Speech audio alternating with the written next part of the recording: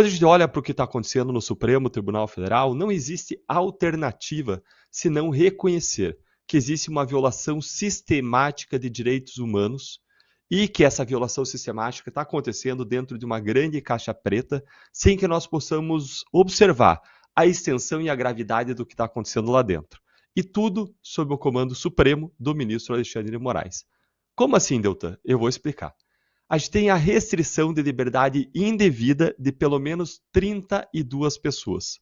Numa matéria de janeiro, a CNN anunciou que existiam 65 presos junto ao Supremo Tribunal Federal que não haviam sido julgados, sendo que 33 deles já tinham sido acusados criminalmente e 32 deles não tinham sido acusados criminalmente.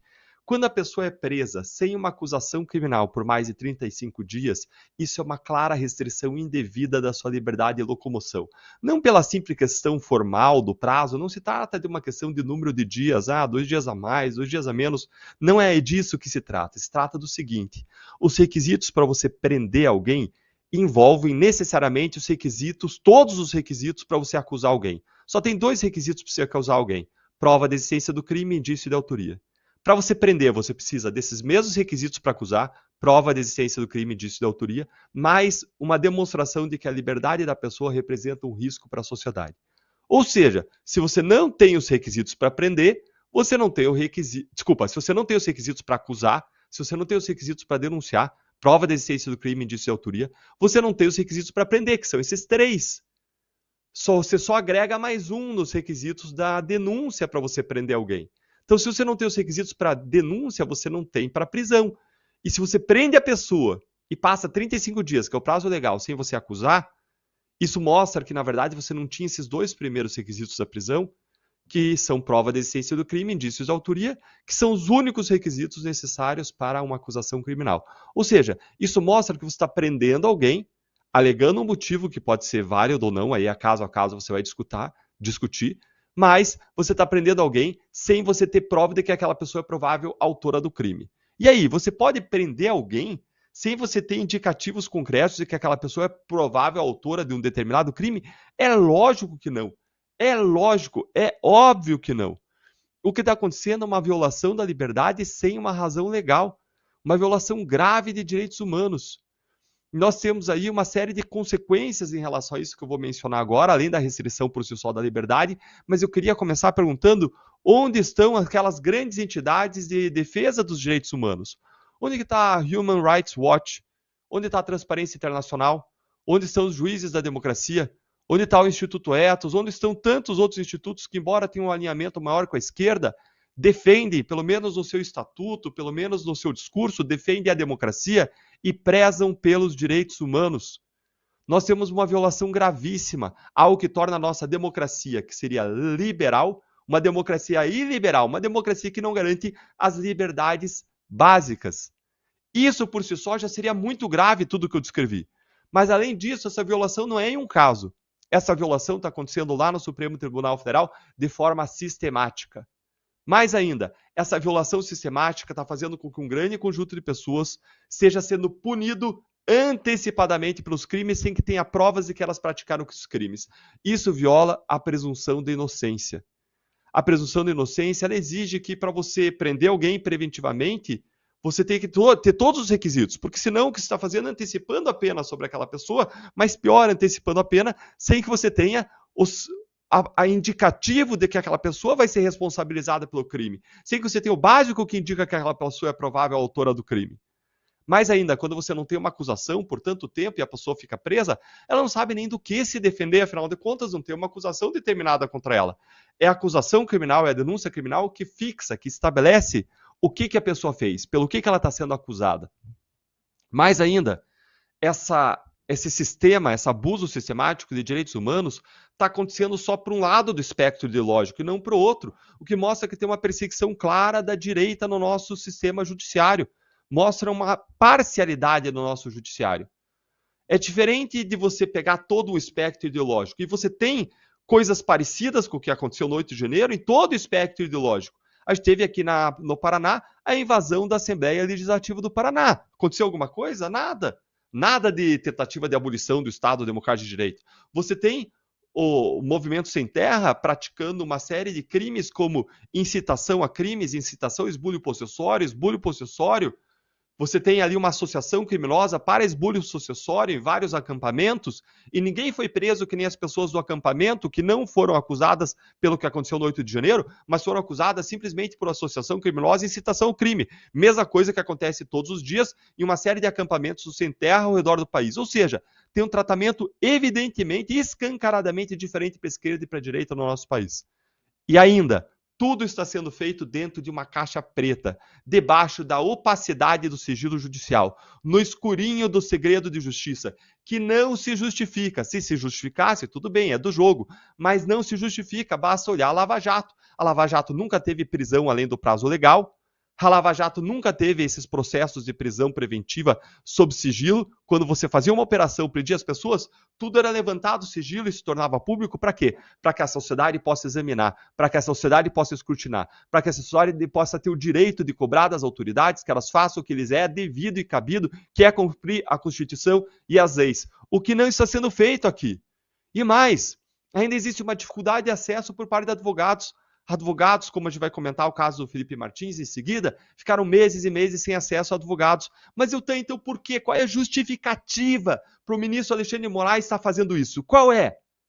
Não é que tem alguma teoria, gente, que apoie o que o ministro Alexandre de Moraes está fazendo e eu discordo dessa teoria. Existem diferentes teorias e eu discordo e eu estou criticando a outra. Não é isso. Não é que exista discordância. Simplesmente não existe nenhuma teoria. Não existe nada, nenhuma teoria, nenhum raciocínio lógico, nenhuma ideologia, nada que apoie o que o ministro Alexandre de Moraes está fazendo. Nada. Nada justifica, nada apoia. Isso não tem ressonância em nenhum esquema teórico racional. Não existe. É abuso puro e simples.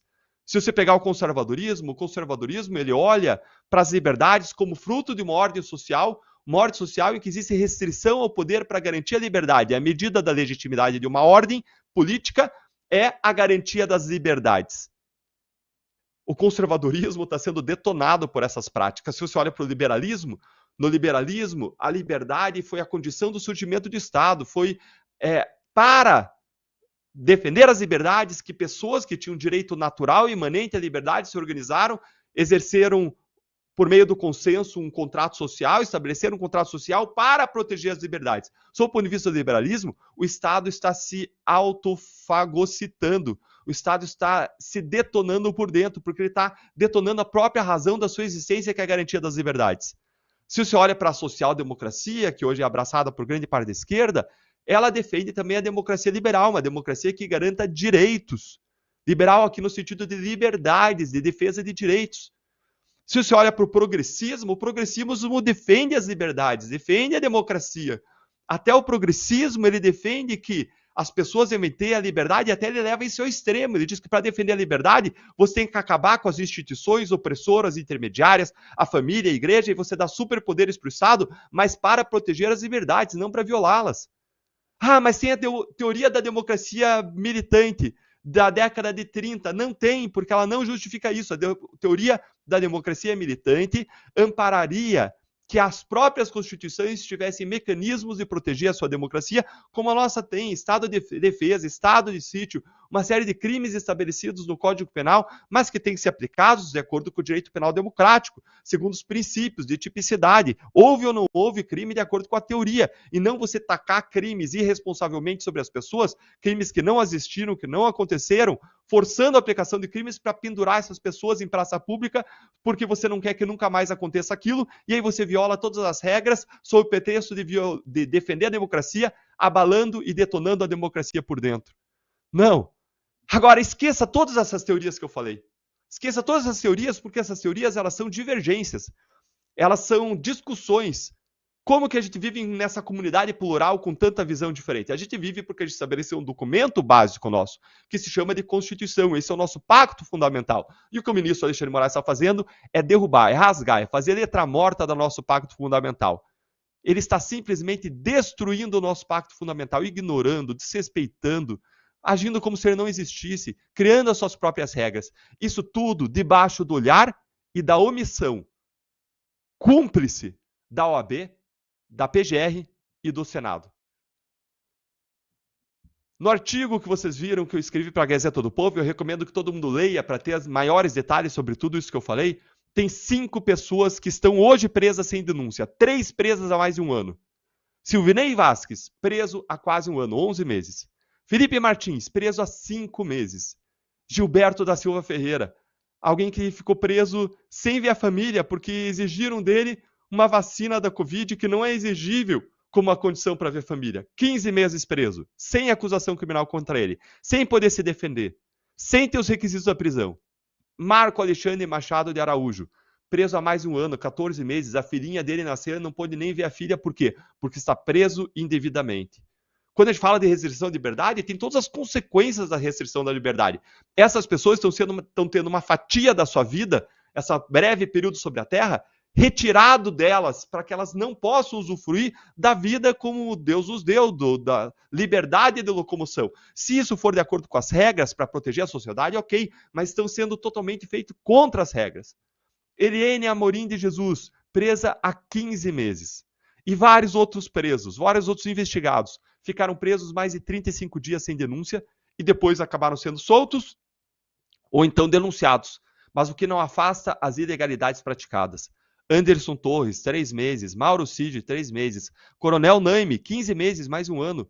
A Débora Rodrigues dos Santos, aquela acusada de associação criminosa armada, porque ela estava armada aí com um batom que ela usou para pichar a estátua, e essa é a arma, né, do golpe de Estado que foi utilizado. Ela presa há 14 meses, tendo tido seu direito à prisão domiciliar assegurado a todas as mães e crianças pequenas por ordem de cima para baixo do sistema judiciário. Dela está sendo retirado. O que é garantido para todas as outras presas não é garantido para a Débora. João Paulo da Silva Matos, 9 meses preso. Juliano Martins, 3 meses. É um cenário devastador para os direitos humanos. E cadê as entidades de defesa dos direitos humanos? O que fazer? Expor, criticar, erguer a nossa voz e levar tudo isso para a Corte Interamericana de Direitos Humanos, porque aqui a gente não vai ter justiça. No Supremo Tribunal Federal, a justiça foi presa. Ela foi presa sem denúncia, sem provas contra ela, mas a justiça foi presa e ela morreu no cárcere.